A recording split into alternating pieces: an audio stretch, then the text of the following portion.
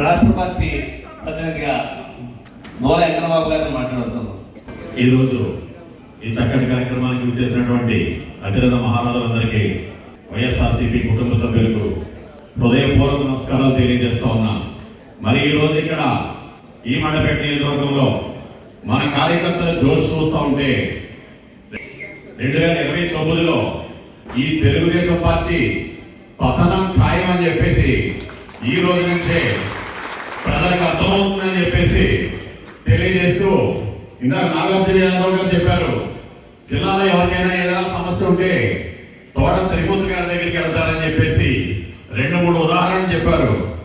మరి మేము ఖచ్చితంగా చెప్తున్నాం సార్, రాష్ట్రం అంతా మన వైఎస్ఆర్ పార్టీ ప్రతిపక్షంలో ఉండేమో కానీ మేము మటుకు త్రిమూర్తి గారి నాయకత్వంలో అధికార పక్షంలోనే ఉన్నామని చెప్పేసి మీకు తెలియజేస్తా ఉన్నాం. మరి ఇటువంటి సత్తా ఉన్న నాయకుడిపై కొంతమంది తెలుగుదేశం నాయకులు అటు అమలాపురంలో ఇటు మండపేటలో అవాకులు చవాకులు పేరుకు స్థాయి మరిచి ఆయన స్థాయిని విమర్శిస్తే మీకు ఉన్న స్థాయి కూడా భవిష్యత్తులో తెరమరుగైపోతుందని చెప్పేసి ఈ వేదిక ద్వారా తెలియజేస్తా ఉన్నా. మరి తోట త్రిమూర్తి గారు కాపులకు ఏం చేశారు? మరి ముద్రగడ పద్మనాభం గారిని ఇబ్బందులు పాలు చేసినప్పుడు మరి తోట త్రిమూర్తి గారు అధికార పక్షంలోనే ఉన్నారు ఆ రోజు. మరి ఖచ్చితంగా జరిగిన అన్యాయానికి ముద్రగడ పద్మనాభం గారి దగ్గరికి వెళ్ళి సంఘీభావం తెలియజేసినటువంటి సత్తావున్న నాయకుడు తోట త్రిమూర్తి కాదా? మరి కోరుమిల్లిలో ఇక్కడ ఎమ్మెల్యే జోగేశ్వరరావు గారు ఊచకోత కోసి ఆ గ్రామాన్ని అందరినీ కూడా ఇళ్లలోంచి బయటకు రాకుండా కొట్టి దాన్ని కేసులు పెడితే మరి అదే అధికార పక్షంలో ఉన్నటువంటి తోట త్రిమూర్తి గారు వచ్చి ఎవరి మీద కేసులు లేకుండా బేషరతుగా ఇంటికి పంపించడం చెప్పన్నది ఈ తోట త్రిమూర్తి గారు కాదా అని చెప్పేసి మిమ్మల్ని ప్రశ్నిస్తా ఉన్నా.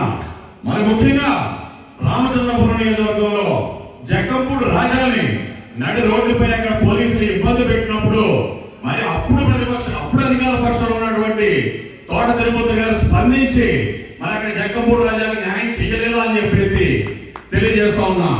మరీ ముఖ్యంగా మొన్న కందుకూరులో ఒక పేద కాపు కుటుంబాన్ని, తినడానికి తిండి లేని కుటుంబాన్ని, ఒక రేకుల షెడ్డులో మాకా ఉన్న కుటుంబాన్ని మరి అక్కడ ఒక అగ్రం ఉన్నవారు తెలుగుదేశం పెద్దలు వెహికల్తో గుర్తించి దారుణంగా చంపేసి అతని సోదరుడు నడుము విరిగిపోయినప్పుడు కూడా మరి అక్కడ మొట్టమొదటిగా ప్రత్యక్షణ అయిన వ్యక్తి తోట తిరుమూర్తి గారు అన్నది మీకు గుర్తులేదా?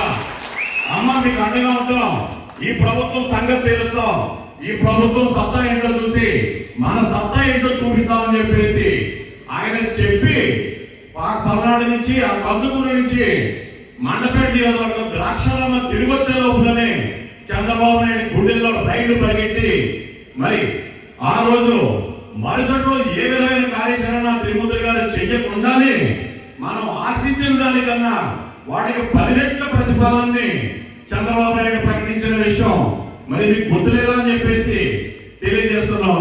మరి అప్పట్లో మేధావులు కూడా ఒక కుటుంబానికి ఎంత పరిహారమా, ఇది కరెక్ట్ కాదని చెప్పేసి అనుకున్నప్పుడు మరి చంద్రబాబు నాయుడు అతను 15 సంవత్సరాల సీఎం పరిపాలనలో కూడా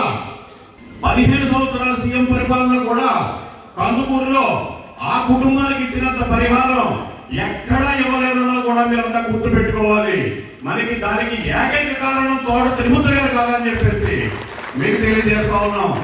మరి ఇటువంటి మీరు కాపు నాయకులకే కాదు, కాపు కార్యకర్తలకే కాదు, ఏ కార్యకర్తకైనా అండా దండాగా ఉండేటువంటి నెంబర్ 1 నాయకుడు తోట తిరుమూర్తి అని చెప్పేసి మీకు సమావేశపూర్వకంగా తెలియజేస్తూ, మరి ఇటువంటి తప్పుడు కార్యక్రమాలు పెట్టుకుని ఆయన విమర్శించే స్థాయి మీరే అనుకుంటే మీ పతనాన్ని మీరే ఎంచుకున్నట్టు అని చెప్పేసి ఈ సభాముఖంగా మీకు తెలియజేస్తూ, మరి మన పార్టీ సంస్కార నివారణకి వచ్చినటువంటి అతిరథ మహారాజులందరికీ మరొకసారి హృదయపూర్వక నమస్కారాలు తెలియజేస్తూ, మేము తోట తిరుమూర్తి గారి నాయకత్వంలో చాలా హ్యాపీగా ఉన్నామని చెప్పేసి సునీల్ గారికి, నాగార్జున యాదవ్ గారికి, వచ్చిన పెద్దలందరికీ మరొకసారి హృదయపూర్వక నమస్కారాలతో వివరిస్తున్నాం.